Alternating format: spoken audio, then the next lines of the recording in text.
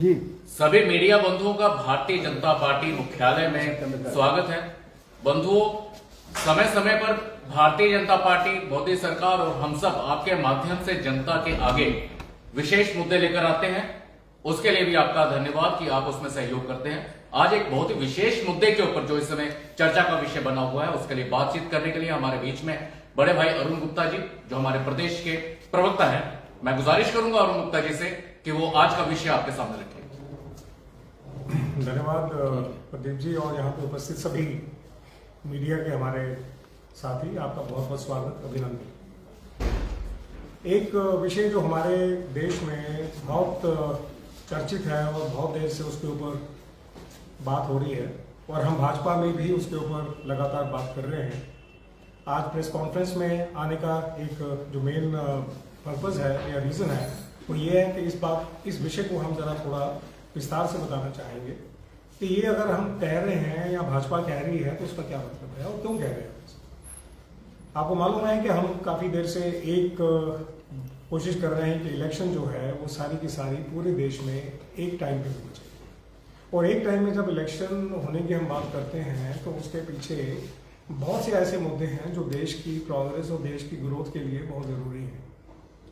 1947 में हम जब आज़ाद हुए, आज़ाद होने के बाद 1950-51 में पीपल रिप्रेजेंटेशन एक्ट बना, जिसके अकॉर्डिंगली लोगों को वोट देने का राइट दिया गया और वो जो वोट देने का राइट था उसके हिसाब से 1952, 1957 और उसके बाद 1962 और उसके बाद 67, ये 4 इलेक्शन जो थी वो हुई लगातार, जिसमें सेंट्रल की इलेक्शन भी थी, उस जनरल इलेक्शंस को कहते हैं, और स्टेट की इलेक्शन भी। और ये चारों इलेक्शन जो हैं लगातार हुई और वो देश का शुरू का एक समय था और वो समय बहुत ज़रूरी था और ये चीज़ जो थी वो आगे कंटिन्यू रहनी चाहिए थी। लेकिन क्या हुआ कि बहुत सी असेंबली जो है वो प्री मैच्योर डिसॉल्व कर दी गई। बहुत दफ़ा पार्लियामेंट प्री मैच्योर डिसॉल्व होगी। विद द रिजल्ट क्या हुआ, जो इलेक्शन का जो प्रोसेस था वो सारा का सारा डगमगा गया। और उसके डगमगाने से क्या हुआ कि जो एक सिस्टम बनना चाहिए था इलेक्शन का, जो एक कायदा बनना चाहिए था, वो कायदा और सिस्टम दोनों खत्म हो गए। उससे क्या हुआ कि स्टेट की जो इलेक्शन थी वो अलग होती हैं और जो पार्लियामेंट की इलेक्शन होती है वो अलग होती है। और ये जो 5 साल का वक्फा है, इस 5 साल के वक्फे में सिर्फ इलेक्शंस ही होती रहती हैं। कभी आज एक स्टेट की है, कभी दूसरी स्टेट की है। और उससे क्या रहता है कि हम कोशिश करने के बाद भी सरकार जो है वो जितना फोकस सरकार का होना चाहिए वो सरकार का फोकस होता नहीं है काम पे। आज एक इलेक्शन है, क्योंकि है तो सरकार पॉलिटिकल पार्टी है, और जब पॉलिटिकल पार्टी है तो फिर उसको इलेक्शन पे फोकस करना होगा। और जब इलेक्शन में फोकस करना है तो वो किस कीमत पे होगा? वो कीमत होगा आपके देश के टाइम पे, वो कीमत होगा देश के फाइनेंस पे, वो कीमत होगा उन चीज़ों पे जिसके लिए देश को बहुत ज़रूरत है। 47 से जब हम आज़ाद हुए और उसके बाद जो लगातार इलेक्शन चलती रही और 67 साल तक ये प्रोसेस चला है और आगे अभी भी चला है प्रोसेस। लेकिन भाजपा ने इसके बारे में बहुत गहराई से संजीदगी से इसके ऊपर विचार किया कि क्या ये वाकई ज़रूरी है, जो चीज़ हम करते थे उसको हम दोबारा कंटिन्यू क्यों नहीं कर सकते। और उसको कंटिन्यू करने के लिए भाजपा ने इसके ऊपर काम किया है। लेकिन आज जो बात यहाँ पे रखने का जो एक विचार हुआ है वो ये है कि क्या जो टाइम, जो पैसा, जो ह्यूमन रिसोर्स हम यूज करते हैं या वेस्ट करते हैं इस कंट्री में, वो हमारे सब नॉर्मल सिटीजन्स का टाइम है, सिटीजन्स का पैसा है, सिटीजन्स के रिसोर्स हैं, वो देश के लिए इस्तेमाल होना चाहिए, लोगों के लिए इस्तेमाल होना चाहिए। इसके लिए नहीं इस्तेमाल होना चाहिए कि वही चीज हम बार बार वो चीज करते हैं। पूरे साल 5 साल में इलेक्शन भी होती रहती है। अब बाहर के अगर आप देशों को देखें, बाहर के बहुत से देश ऐसे हैं जो सारे देश जो हैं एक इलेक्शन करते हैं और एक इलेक्शन करने के बाद उसके बाद उनका टाइम होता है 4 साल या 5 साल, 4-5 साल वो सिर्फ काम करते हैं।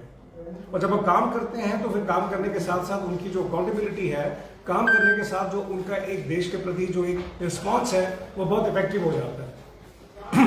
वो एक फॉर्मूला पे काम करते हैं। मैं चाहूँगा कि आप इसको ज़रा इस फॉर्मूला को ज़रा समझें। वो एक फॉर्मूला पे काम करते हैं जिस फॉर्मूले का नाम है टिकेबा, TEGBA, एक फॉर्मूला है जिसके ऊपर वो काम करते हैं। इस फॉर्मूले का मतलब क्या है कि वो अपने देश, पहला है टी, इसका मतलब है अपने देश के टाइम के प्रति वो बहुत सीरियस हैं। देश का टाइम वो किसी तरह वेस्ट नहीं करना चाहते, देश का टाइम वो किसी तरह ऐसी कोई चीज नहीं करते हैं जिससे देश का बहुमूल्य टाइम वेस्ट हो, उसके ऊपर बहुत फोकस करते हैं। जब वो टाइम पे फोकस करते हैं तो देश की इकोनॉमी जो है वो अपने आप कंट्रोल में रहती है, देश की इकोनॉमी जो है वो अपने आप ठीक रहती है, देश की इकोनॉमी के ऊपर फोकस किया जाता है, देश की इकोनॉमी के ऊपर काम किया जाता है और देश की इकोनॉमी बेटर होती है। उसके बाद क्या होता है, जब टाइम आपने ठीक दिया देश को, जब आपकी सरकार ने टाइम दिया देश को, जब आपकी इकोनॉमी कंट्रोल में है तो आपकी गुड गवर्नेंस बहुत अच्छी होती है, गवर्नेंस बहुत अच्छी हो जाती है आपकी, आप अच्छा गवर्नेंस करते हैं, लोगों के प्रति अकाउंटेबिलिटी आपकी अच्छी रहती है और आप लोगों को जवाबदेह हो जाते हैं। उसके बाद जो बी है उसका मतलब जो ब्रेन ड्रेन, जब देश जो है वो ठीक तरह काम नहीं करता, देश में जो यंग है उसकी एम्प्लॉयबिलिटी ढंग से नहीं बनती, वो अपना जो ब्रेन है जिसको एक इंटेलिजेंशिया कहते हैं, वो जब अपने आप को प्रॉपर सेटल नहीं कर पाता तो वो देश छोड़ के बाहर चला जाता है। और जब वो देश छोड़ के बाहर चला जाता है तो उसको ब्रेन ड्रेन कहते हैं। हमारे देश का जो ब्रेन है वो बाहर जाके मुल्कों में काम करता है और देश का बहुत बड़ा रिसोर्स जो है वो बाहर चला जाता है। और जब देश का बाहर रिसोर्स चला जाता है तो देश को बहुत नुकसान होता है। वो देखने में, कहने में, सुनने में होता होगा कि साल के 2000 लोग चले गए, 10,000 लोग चले गए, पर वो 10,000 ब्रेन जा रहे होते हैं बाहर। जो ब्रेन देश में काम करने चाहिए वो बाहर चले जाते हैं। और लास्ट पॉइंट है अकाउंटेबिलिटी। ये जब सारी चीजें आपके कंट्रोल में होती है तो सरकार अपने आप अकाउंटेबल बनती है। टाइम आपने देश को दिया, पैसे का आपने प्रॉपर यूज किया, पैसा आपने वेस्ट नहीं किया,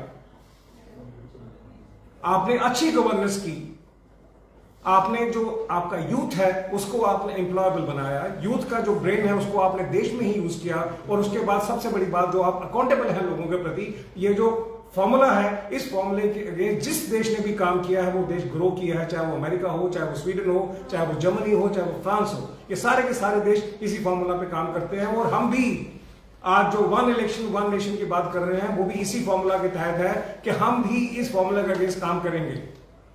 हमारा यूथ बाहर नहीं जाना चाहिए, हमारा पैसा जाया नहीं होना चाहिए देश का, वो हमारा पैसा है, हमारे टैक्स पेयर्स का मनी है, वो हमारा देश का टाइम जाया नहीं होना चाहिए इलेक्शनों में।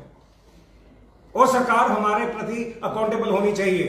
सरकार ने कभी, सरकार को हम चुन के भेजते हैं, सरकार को हम कहते हैं कि आप काम करो, तो सरकार को अकाउंटेबल होना पड़ेगा। पर ये तभी पॉसिबल है जब आप सरकार को 5 साल काम करने दें। ये तभी पॉसिबल है जब सरकार लगातार 5 साल काम करे और उन सब चीजों के ऊपर सोचे जिसके ऊपर टाइम की जरूरत होती है। लेकिन जब सरकार टाइम नहीं दे सकती है प्रॉपरली, अपने पूरी सरकारी मशीनरी को यूज करती है इलेक्शनों के लिए, कभी यहां कभी वहां, अपने जितनी भी सिक्योरिटी फोर्सेस हैं उनको यूज करती हैं चीजों के लिए, तो देश के सिक्योरिटी पे भी फर्क पड़ता है। देश की सरकारी जो तंत्र है या जिसको आप सरकारी मशीनरी कहते हैं उसमें भी फर्क पड़ता है। फाइनेंस सारा जाया होता है। और आप समझ सकते हैं इन सारी चीजों का असर क्या हुआ। इस सारी चीजों का असर यह हुआ कि हम 2014 तक बॉटम इकोनॉमी में थे, 5 फ्रेजाइल इकोनॉमी जिसको कहते हैं, हम वहां पे थे। हम उसके ऊपर बढ़ ही नहीं पाए क्योंकि हमारा फोकस था ही नहीं इन चीजों पे। हमारा फोकस सिर्फ वो था कि हमने बात की, खत्म की, उसके बाद हम ये नहीं सोच पाए कि आज हम कहां होने चाहिए। और दुनिया में छोटे छोटे देश, स्विट्जरलैंड जैसे देश हैं, छोटे छोटे देश, वो इकोनॉमी में हमसे कहीं आगे चले गए। ऐसा नहीं कि हमारे पास रिसोर्स नहीं थे, ऐसा नहीं कि हमारे पास ब्रेन नहीं थे, हमारे पास सब कुछ था, लेकिन हमें संभालना नहीं आया। लेकिन आज भाजपा की सरकार ये बात मानती है कि हमें अपने रिसोर्सेज को, अपने पैसे को, अपने टाइम को, अपने लोगों को हमें संभालना होगा। अगर हम संभालेंगे तभी हम इस देश को समृद्ध बना सकते हैं, तभी हम इस देश को आगे लेके जा सकते हैं। तभी एक इलेक्शन, एक नेशन की बात हो रही है जो पहले हुई, 4 दफा हुई, 4 टर्म में हुई, उसके बाद होने बंद हो गई। लोकल जो वहां के जो लोकल पॉलिटिशियन हैं या जो बाकी देश के पॉलिटिशियन हैं, उन्होंने अपने पर्सनल मफाद के लिए, उन्होंने अपने पर्सनल इंटरेस्ट के लिए वो सब कुछ किया जो देश के हित के लिए नहीं था। और उन्होंने प्री मैच्योर असेंबलीज को डिसॉल्व किया, प्री मैच्योर लोकसभा को डिसॉल्व किया। और उसका असर क्या हुआ? उसका असर ये हुआ कि हम फ्रेजाइल इकोनॉमी में आ गए। आज 2014 के बाद जब भारत में भाजपा की सरकार आई है, हम फ्रेजाइल 5 से हम टॉप 5 में आए हैं। हमको टॉप 3 में जाना है और उसके बाद हमको टॉप 1 में जाना है।